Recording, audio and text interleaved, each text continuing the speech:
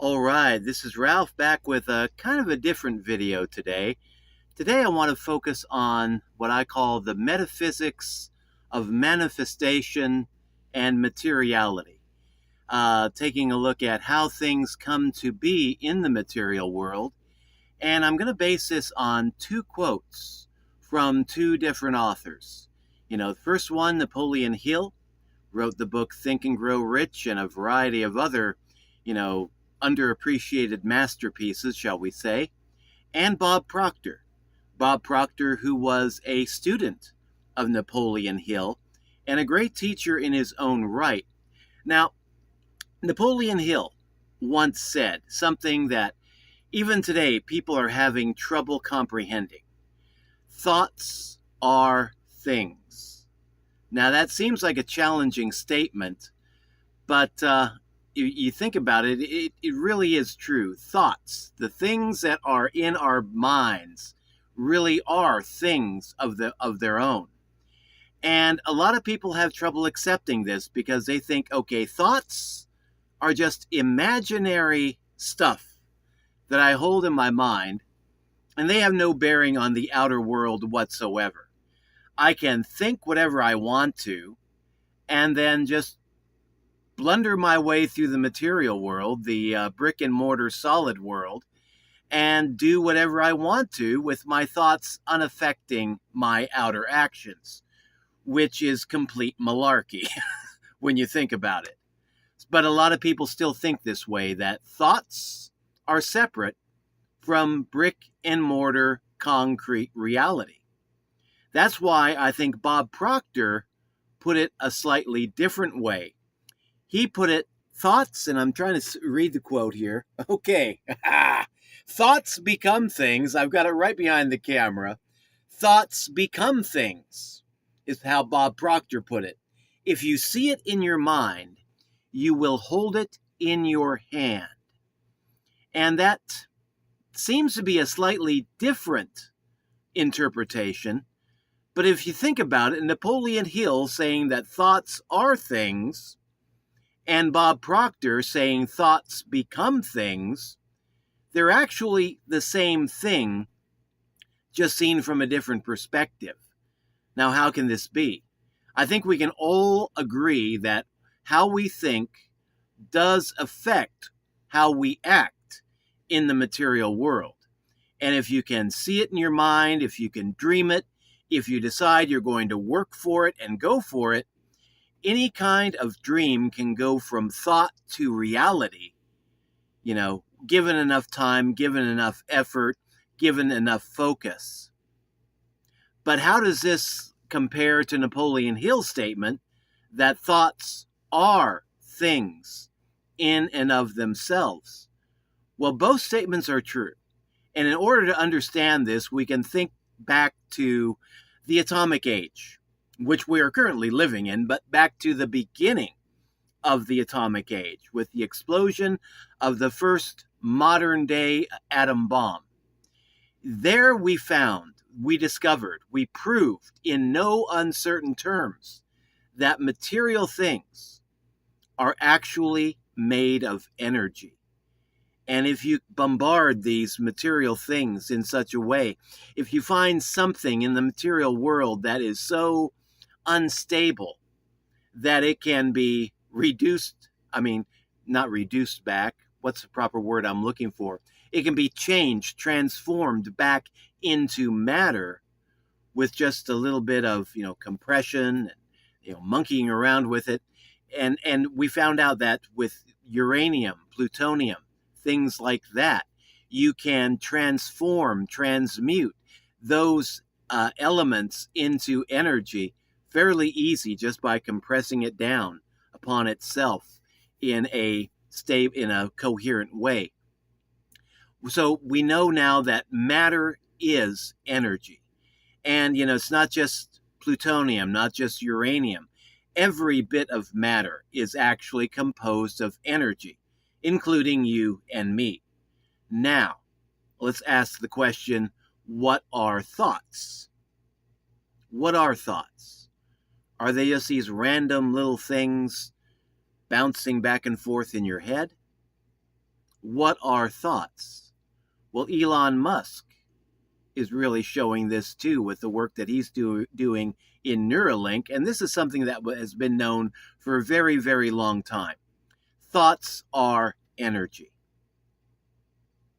Thoughts are energy. You can put a chip in somebody's head. You can let them focus those thoughts into more electrical energy that can be shot out and used to make a phone call, used to run a computer, used to do a variety of different things. As they get more advanced with this technology, the Neuralink technology, you might be able to, if you get tired of your self-driving car driving you around, you can sit back and just drive your own car using your own mind, because thoughts are energy and they can be used as energy. So if you think about thoughts being energy, and the material world around us being energy, then I think you can begin to understand how there really cannot be a great deal of separation between what you think and what you experience as your reality in the material world, because the energy of the material world is going to respond to the energy that you put into it through your thoughts, through your mind, through your imagination, through your mental activity or lack thereof. And so, yes, your thoughts will influence your reality. Your thoughts will influence the things around you, because your thoughts are things in and of themselves. They are the energy, similar to the energy that the material world is created from. And so what I like to think of as being the material world, it's not just a rock solid place full of matter that came out of God only knows where, but matter that has a separate existence from energy. Now, I don't see the material world as actually being matter. I agree with the Hindu and the Buddhist cosmology that states that matter, the material world, is an illusion. It's an illusion that's created out of the energy of thought, the energy of imagination. And we can influence this world around us through the quality of our thoughts by using our creative imagination and working with that energy to make change in the material world. So yes, thoughts are things.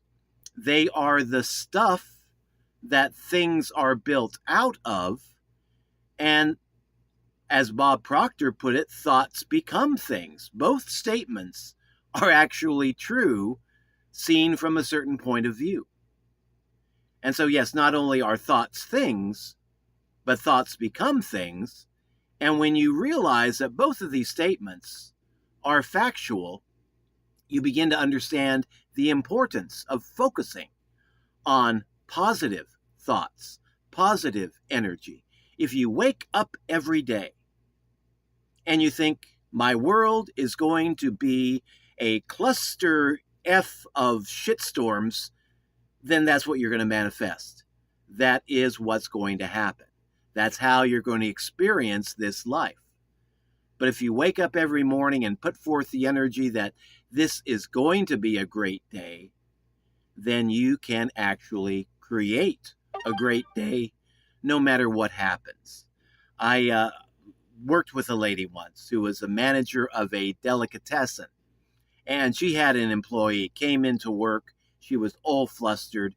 Things just were not going right for her, and things were just going badly. She was dropping things, having accidents in the deli, and the manager just told her, look, take 15 minutes, go upstairs, have a cup of coffee, calm down, start your day all over again. Now, she really didn't realize, I don't believe, the wisdom of, your thoughts create your outer reality. But she did see the effectiveness in telling somebody that was clearly starting their day off on a bad foot, telling them that you can just take 15 minutes, sit down, get a drink, coffee, water, stuff like that, and start your day all over again, and then things will go better for you. Because she practiced that herself. And she saw that in her employees that she managed, that if they would take that advice, start their day all over again on a positive footing rather than a negative footing, it would influence the outcome of their day no matter what happened. And those that refused to do that, well, they would still just be blundering through having a terrible day. And it really is true that our thoughts will create the outer reality, because thoughts are things. They are the energy that make up the material world. There's a great little book. It's maybe a little bit too kind of esoteric for a lot of folks watching this, but there's a little book called The Kybalion. The Kybalion states, on no uncertain terms, that yes, the material world is energy, and then it explores, okay, what kind of energy is this? If this is energy emanating from a divine source, from a divine mind, and if it's the energy that creates everything, what kind of energy would that be? And the author of the Kybalion comes to the conclusion that the entire material world is actually made up of thought energy. And the Kybalion was written about the same time that Napoleon Hill was writing his stuff. So I can't help but think there must have been a little bit of crossover between those two works. But yeah, Napoleon Hill, Kybalion, they pretty much agree. Material world is made up of thought energy. Napoleon Hill states thoughts are things.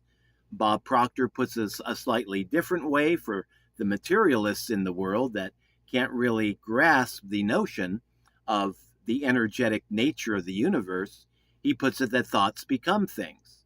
And from a certain point of view, I would state that all three of those propositions are correct.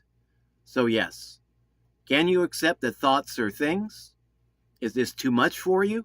When I first read this, probably about 10 years ago, it was a little bit too much for me too, because I was still laboring under the illusion that the material world was in fact rock solid materiality, not just an illusion made out of energy.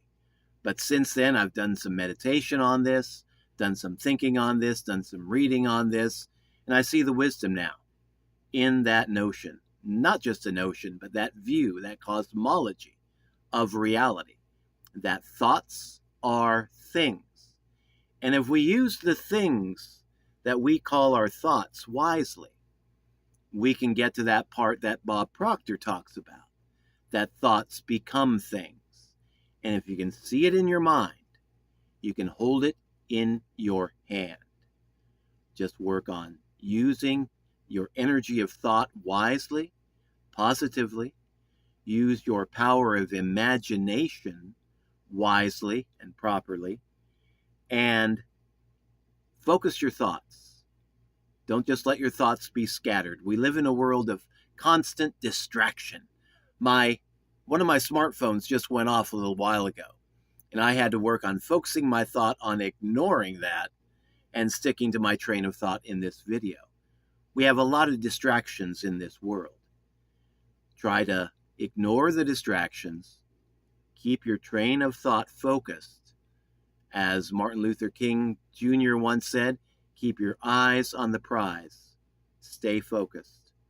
And you can create anything you set your mind to. So Ralph signing out. Yeah, remember, thoughts are things. Thoughts become things. They're both true because thoughts are the things that our world are made up of. Catch you later. Bye-bye.